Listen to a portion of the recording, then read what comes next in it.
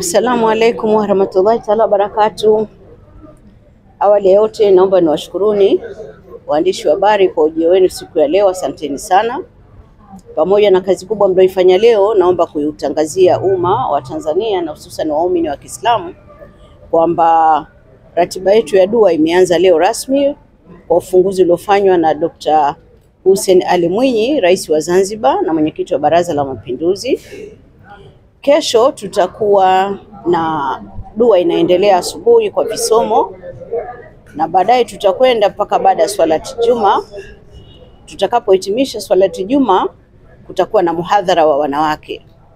Madhumuni ni yale yale ya dua, vitaendelea visomo kwa wanawake na mazungumzo ya kiimani pamoja na kuwatakia viongozi wetu kheri na amani katika mchakato ambao umeanza rasmi mwaka huu. Siku ya Jumamosi inshallah Mwenyezi Mungu akitujalia kufika salama salimini, itakuwa ni kilele cha kuhitimisha dua hii ambayo ratiba itaanza saa 4 asubuhi katika viwanja vya msikiti huu wa Bakwata nyuma pale.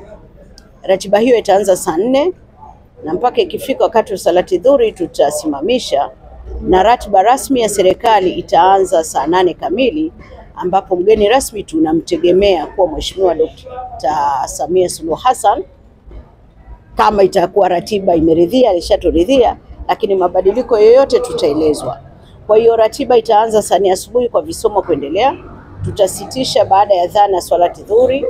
Baada ya swala tutaendelea tena na ratiba mpaka saa 10. Kwa hiyo Jumamosi ndio siku ambayo tunawakaribisha tena wote, ndio kilele cha dua yetu. Kila mmoja anakaribishwa.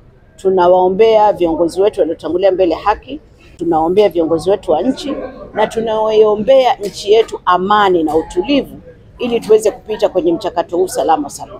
Asanteni sana.